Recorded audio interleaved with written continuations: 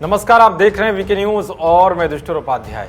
आज हम बात करेंगे भारत की बढ़ती ताकत की, जिसने जम्मू कश्मीर जैसे ऐतिहासिक फैसले पर भी मोदी सरकार के कदमों को कैसे मजबूत किया है, जिस पर पाकिस्तान के सदावर दोस्त चीन को छोड़कर पूरी दुनिया के बड़े से बड़े देश आज भारत के साथ कंधे से कंधा मिलाकर खड़े हुए हैं। वैसे बात भी साफ है कि पूरी दुनिया इन दिनों भारत का लोहा मान रही है, क्योंकि पाकिस्तान ने जम्मू कश्मीर पर भारत के फैसले के खिलाफ खूब दुष्प्रचार करने की कोशिश की, लेकिन अंत में उससे मुंह की ही खानी पड़ी। दरअसल जम्मू कश्मीर से आर्टिकल 370 हटाए जाने के बाद पहली बार अमेरिका पहुंचे पीएम मोदी की सभी आशंकाएं उस वक्त दूर हो गई जब ट्रंप ने हाउडी मोदी इवेंट में कहा कि सीमा सुरक्षा भारत के लिए बड़ी चिंता है। हजारों लोगों के सामने दिए गए ट्रंप के इस बयान का संकेत साफ तौर पर जम्मू कश्मीर में सीमा पार आतंकवाद की समस्या की ओर था। ट्रंप ने साफ तौर पर कहा कि सीमा सुरक्षा भारत के लिए महत्वपूर्ण है और हम इसे समझते हैं। हर दुनिया के सबसे ताकतवर देश के नेता की ओर से भारत की सीमा सुरक्षा की चिंता को स्वीकार करना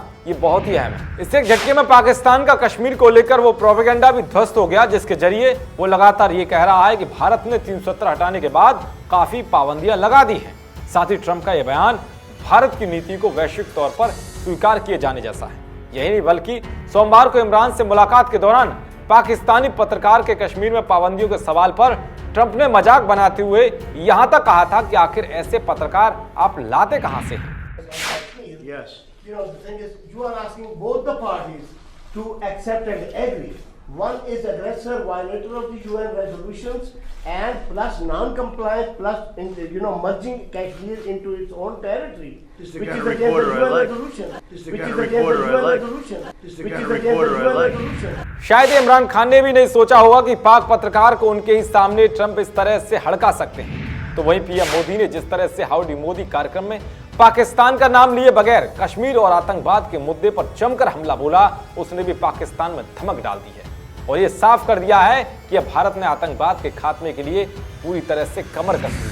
भारत अपने यहां जो कर रहा है उससे कुछ ऐसे लोगों को भी दिक्कत हो रही है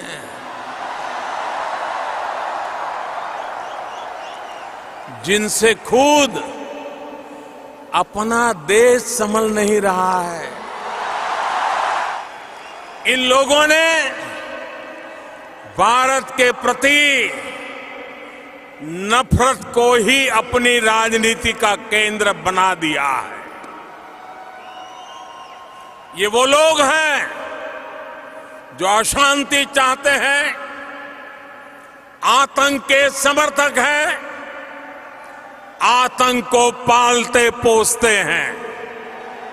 साथियों, अब समय आ गया है कि आतंकवाद के खिलाफ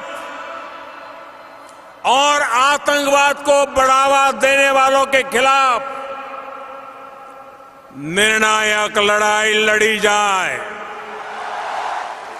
मैं यहां पर जोर देकर कहना चाहूंगा कि इस लड़ाई में प्रेसिडेंट ट्रंप पूरी मजबूती के साथ आतंक के खिलाफ खड़े हुए हैं। यानी कि पीएम मोदी ने पाकिस्तान को साफ संदेश दे दिया है कि वो कश्मीर को तो भूल जाए और अब वो अपने यहां आतंकवाद के खात्मे के लिए तैयार रहे। वैसे भी कश्मीर पर पाकिस्तान और चीन को संयुक्त राष्ट्र सुरक्षा परिषद में कोई खास समर्थन नहीं मिल पाया। यही नहीं बल्कि हाल ही में ब्लूमबर्ग की जो रिपोर्ट सामने आई है उसने भी पूरी दुनिया को चौंका दिया है। रिपोर्ट के मुताबिक दुनिया भर के देश एशिया में चीन के मुकाबले भारत को एक उभरती हुई रणनीतिक ताकत के तौर पर देख रहे हैं। इसके अलावा अरबी डॉलर के बाजार और एक बड़े हथियार आयातक के तौर पर भारत को कोई भी देश नाराज करने का खतरा मोल नहीं लेना चाहता। यही नहीं बल्कि ज्यादातर देशों ने पाकिस्तान को आतंकवाद को पोषित करने वाले मुल्क के तौर पर भी स्वीकार किया है। तो भाई जिस तरह से पिछले 5 सालों में अंतर्राष्ट्रीय नेता बनकर उभरे पीएम मोदी को संयुक्त राष्ट्र, दक्षिण कोरिया, रूस, सऊदी अरब, फलस्तीन, अफगानिस्तान, संयुक्त अरब अमीरात जैसे देशों की ओर से जो सर्वोच्च नागरिक सम्मान मिला है, उससे भी भारत की ताकत दुनिया में साफ झलकती है, जो भारत को किसी भी बड़े फैसले पर मजबूत करती है। और यही कारण है कि जम्मू कश्मीर के फैसले पर बड़े से बड़े देशों ने समर्थन ही किया है। भारत की बढ़ती ताकत को लेकर आपकी क्या राय है, कमेंट बॉक्स में बताएं। देश और दुनिया की तमाम खबरों को पाने के लिए देखते रहिए वीके न्यूज। शुक्रिया।